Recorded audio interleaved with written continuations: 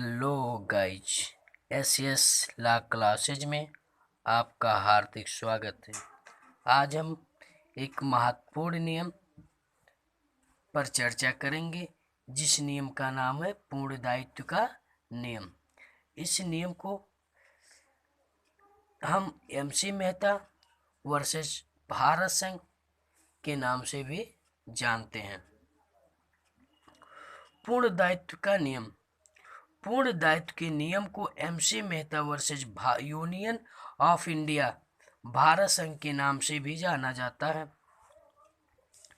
इस वाद में उच्चतम न्यायालय ने पूर्ण दायित्व के नियम या सिद्धांत का प्रतिपादन किया और यह कहा कि रालैंड वर्सेस फ्लेचर के नियम में जो 5 अपवाद थे, इनको इस नियम के अंतर्गत लागू नहीं किया जाएगा। साथ ही यह भी कहा कि पूर्ण दायित्व के सिद्धांत के अंतर्गत यदि कोई व्यक्ति किसी खतरनाक वस्तु को अपने परिसर में लाता है, चाहे जिसका भी कारण से ऐसे खतरनाक वस्तु से किसी दूसरे व्यक्ति को क्षति पहुंचती है, तो ऐसे खतरनाक वस्तु को लाने वाला व्यक्ति पूर्ण दायित्व के सिद्धांत के अंतर्गत संपूर्ण रूप से उत्तरदायी होगा। अर्थात पूर्ण दायित्व के नियम से यह कहा गया कि रालैंड वर्सेस फ्लेचर के नियम में जो 5 अपवाद हैं, इनको समाप्त किया जाता है। और कहने का मतलब ये है कि जो रालैंड वर्सेस फ्लेचर के नियम के 5 अपवाद थे, इनको पूर्ण दायित्व के नियम के अंतर्गत नहीं रखा गया। यानी पूर्ण दायित्व के नियम के अंतर्गत जो रालैंड वर्सेस फ्लेचर के नियम के 5 अपवाद हैं, इनको इस नियम में शामिल नहीं किया जाएगा। इस 5 अपवाद से पूर्ण दायित्व के नियम में या पूर्ण दायित्व के नियम से ये व्यक्ति बच नहीं सकता है, कोई भी व्यक्ति। और इस नियम में हम ये देखते हैं कि पूर्ण दायित्व के नियम का अन्य नाम क्या था? एमसी मेहता वर्सेस भारत संघ। यानी पूर्ण दायित्व के नियम के अन्य नाम को हम एमसी मेहता वर्सेस भारत संघ के नियम नाम से भी जानते हैं। पूर्ण दायित्व के नियम के जो रालैंड वर्सेस फ्लेचर के नियम के जो 5 अपवाद हैं, इनको देखने के लिए आपको हमारा पिछला वीडियो देखना होगा, जिसमें हम ये रालैंड वर्सेस फ्लेचर के नियम के 5 अपवाद के नाम से भी वीडियो हम पिछली बार बना चुके हैं। आप ये 5 अपवाद जरूर देख लीजिए। अतः आपके मन में ये प्रश्न जरूर उठना चाहिए कि पूर्ण दायित्व का नियम में ऐसा क्या चीज़ है जो रालैंड वर्सेस फ्लेचर के नियम के 5 अपवाद को खत्म कर दिया गया। तो इस नियम में यह कहा गया कि अगर कोई व्यक्ति अपने ही जमीन में या अपने ही घर में कोई ऐसी खतरनाक वस्तु लाता है जिससे दूसरे व्यक्ति को क्षति हो जाती है, तो उस क्षति के लिए लाने वाले व्यक्ति का पूर्ण दायित्व होगा। मतलब पूर्ण रूप से उसको ये मानना होगा कि ये क्षति हमने ही की है इसमें। और इस नियम में ये रालैंड वर्सेस फ्लेचर के नियम को के 5 अपवाद को इस अपवाद के द्वारा इस नियम में हम बच नहीं सकते, या वो व्यक्ति बच नहीं सकता। जैसा कि आप देख रहे हैं, रालैंड वर्सेस फ्लेचर के नियम के 5 अपवाद, इनकी चर्चा हम बार बार कर रहे हैं। तो इसलिए कर रहे हैं कि ये बहुत महत्वपूर्ण अपवाद है और इसको आप जरूर से जरूर जाने ये 5 अपवाद क्या है। इसके लिए आपको हमारा पिछला वीडियो देखना होगा।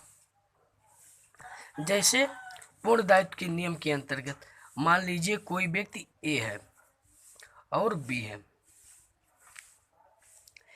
ये अपने ही घर में या अपने मतलब कोई बड़ा सा मैदान है उसमें या अपने बागवान में कोई ऐसी खतरनाक वस्तु लाता है जिससे बी को हानि हो जाती है। या मान लीजिए एक का कोई ऐसा कारखाना है, ये कोई कारखाना लगा रखा है जिससे इस कारखाने में कार्य करने वाले व्यक्ति को हानि हो जाती है या हानि हो सकती है, तो जिस व्यक्ति को हानि या क्षति होती है, तो इसके क्षति के लिए अगर मान लीजिए ए यहाँ काम कर रहा है और बी यहाँ काम करते करते बी को कोई नुकसान हो जाता है या बी के शरीर पर कोई प्रभाव पड़ता है, तो इसके लिए जिम्मेदार कौन होगा? ए जिम्मेदार होगा।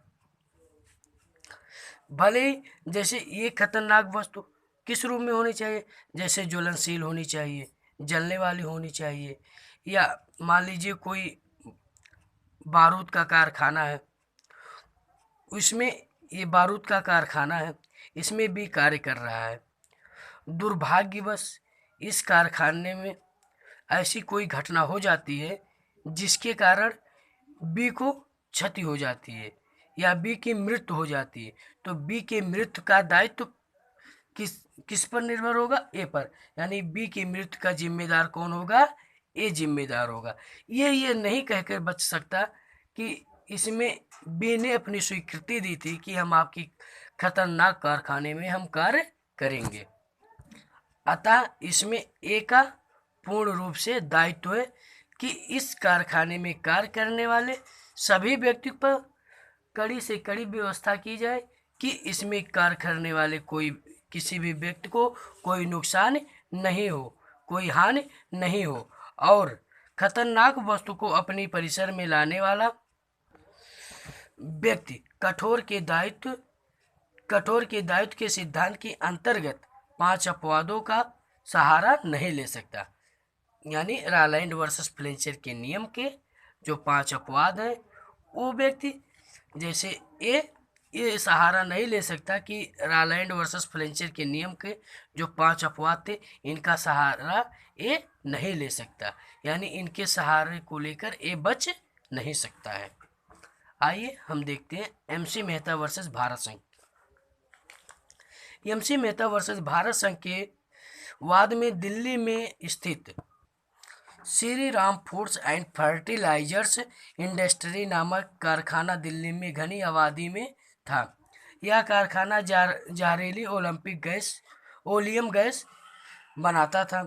4 और 6 दिसंबर 1985 को गैस का रिसाव होने के कारण एक वकील की मृत्यु हो गई तथा बहुत से लोगों पर इसका कुप्रभाव पड़ा। यानी दिल्ली में दिल्ली की घनी आबादी में एक गैस का कारखाना था, जिसमें क्या बनता था, जिसमें जो गैस के कारखाना था, इसमें जहरीली यानी जो ओलियम गैस थी, यही बन रहा था।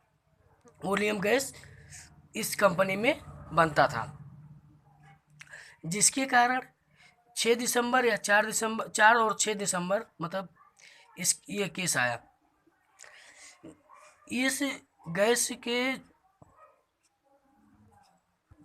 इस गैस के रिसाव के कारण मतलब जो ओलियम गैस थी, इसके कंपनी से रिसाव के कारण एक वकील की मृत्यु हो जाती है